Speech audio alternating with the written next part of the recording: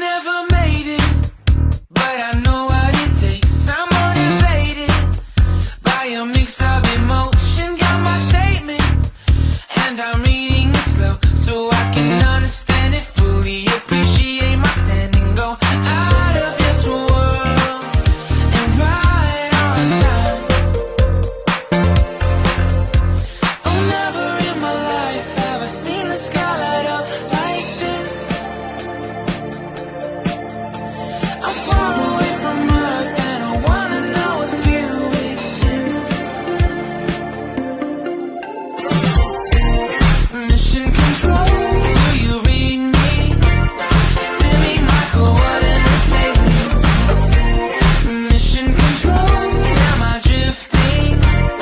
Tie me to someone who will love me, yeah. Wait, I think I'll last a bit longer. Find another. Welcome everyone. Welcome everyone. Welcome everyone to another Ref Brandon and the Todd family YouTube video. Wherever you are, whatever you may be doing, thank you so much for making Ref Brandon and the Todd family a part of your day. We always greatly appreciate it.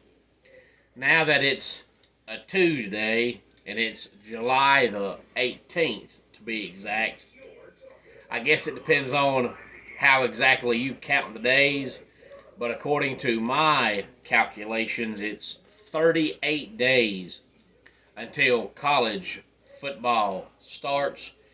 And the reason why I say 38 is because I don't count the 26th of August because it starts on that day. So I only count up until August 25th. And that's 38 days away. So we're just a little over a month away from the beginning of the 2023 college football season. Next Wednesday is the 26th of July. So next Wednesday will be exactly 1 month away.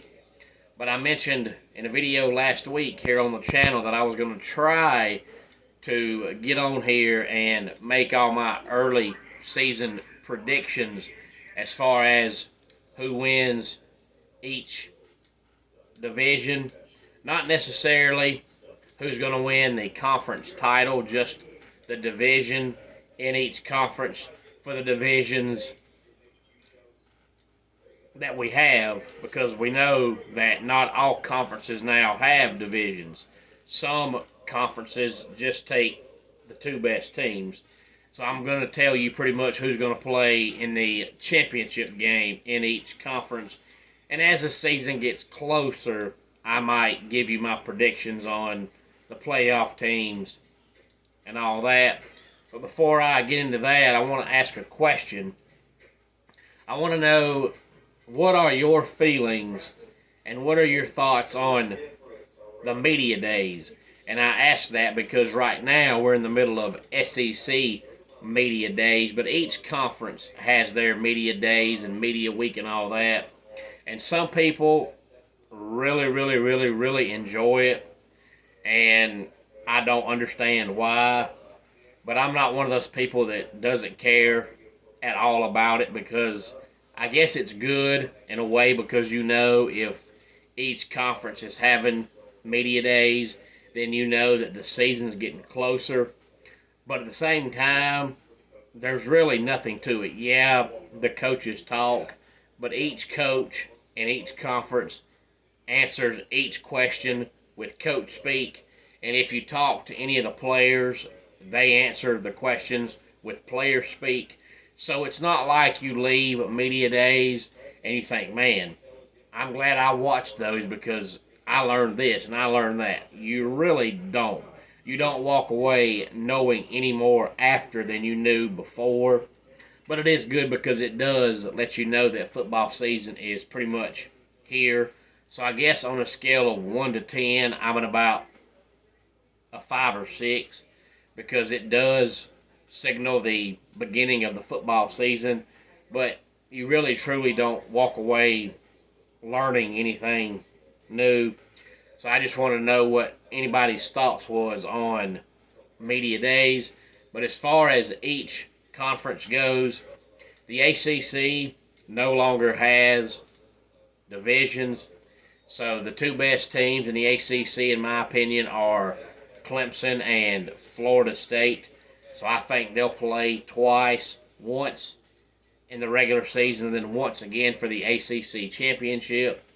Now this is good for both teams because the way the old system worked, they were both on the Atlantic side, so there was just no way they could both play in the conference championship game because they play once in the regular season, and if there was a tiebreaker, the winner of that game would have the tiebreaker. But now, since there's no longer divisions, they could possibly play once in the regular season and once again in the conference title game, and I think they will because I think they're the two best teams in the ACC. A lot of people have Florida State as a top 5 team. I don't know if they're that good yet, but I do think they could be borderline top 10 at worst, top 15. The Big Ten is kind of a difficult one because if you look at the divisions in the Big Ten, one side is clearly better than the other side, but even on the weak side, somebody has to win it. But then on the strong side, it's the real strong side because all the contenders are in that side. And I do think there's a chance that Ohio State, Penn State, and Michigan could all three beat each other, and all three teams could finish 11-1, and each team's loss be to either Ohio State, Penn State, or Michigan. But I'm going to go with Ohio State on that side because I just don't think Ohio State's going to lose to Michigan 3 straight years.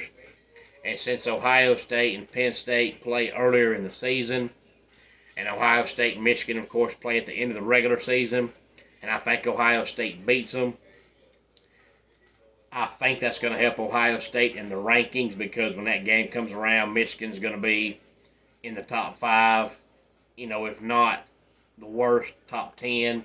So when Ohio State beats them, it'll be a big springboard in that last regular season poll. And I think Ohio State does beat Michigan this year. And there's a chance, as I said, that Ohio State, Penn State, and Michigan could all three go 11-1, and each team's loss be to each other. But Ohio State's a bigger name, a bigger brand than Penn State. So if that happens, I think Ohio State wins that side. On the other side, I'll go with Wisconsin, only because I'm a huge fan of Luke Fickell. I almost went with Iowa because last year they were so dreadfully awful. But if you look at Iowa's track record the last 5 or 6 years, it seems like every time they have a bad year, they come back the next year and they're really good. So because of that, I almost went with them, but I just think Wisconsin's better. The Big 12, just like the ACC, doesn't have divisions, so it'll be the two teams that have the two best records. I think Texas easily makes it. I think Texas is going to be a top 10 team this year. The other team, I'm not 100% sold on anybody. I think Texas Tech is going to show some great improvements this year, but I don't know if they're ready for a conference championship game. Oklahoma was so bad last year, you're just not going to convince me they're going to go from being a 6-6 team to being a 10-win team the very next year. It could happen, but I've got to see it to believe it. I think TCU takes a huge step backwards. I think Oklahoma State takes a huge step backwards. West Virginia is just average. I'm not going to pick any of the new teams that are in the Big 12 to advance to the conference title game in their first season, but I've got to pick somebody, so I'll go with Kansas State. So the Big 12 will be Texas and Kansas State. The Pac-12 also has no divisions. This was the hardest one for me because, honestly, I think Oregon, Oregon State, Utah, USC, and Washington are all five going to be really good teams. But since Lincoln Riley has proven that he can score 50 points a game, I'll pick USC. And I'll go out on a limb and say that Michael Penix Jr. stays healthy all year this year, and the Washington Huskies advance to the Pac-12 championship game to play USC.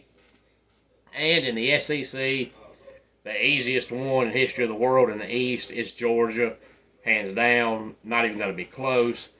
And out of the West, I wasn't sure because I think Alabama takes a step back this year. I think Auburn is going to be better than people expect, but I don't think they're ready to win that side of the conference yet. So I'll go with LSU. So again, the ACC championship game is going to be Clemson, Florida State, Big Ten, Ohio State, Wisconsin, Big 12, Texas, Kansas State, Pac-12, USC, Washington, and SEC, Georgia, LSU. I wanted to go ahead and get this in now because of the fact, since we're in media days, everybody has college football on their brain. Plus, I want to go ahead and get it in now before I forget, because I mentioned it in a video last week, and I'm afraid if I don't do it now, I'll forget. And then about the time the season's fixing to start, I'll remember. But I want to go ahead and do it because it is my intention to come back on here and predict who will win each conference championship game and which four teams will advance to the playoffs. Any thoughts on this? Please feel free to let me know. Homes for Our Troops is a publicly funded 501c nonprofit organization that builds and donates specially adapted custom homes nationwide for severely injured post 9/11 veterans. Since the 2004 inception, nearly 90 cents of every dollar spent has gone directly to our program services for veterans. Visit at hfotusa.org. Let's go ahead and get our dad joke of the day in here. When I moved into my new igloo, my friends threw me a surprise housewarming party. Now, I'm homeless. And that does it for today's Ref Brandon and the Todd Family YouTube video. Until next time, it's Ref Brandon saying, just like in pro wrestling, life can be over by the count of 3. Tell your friends and family how much you love them. Bye.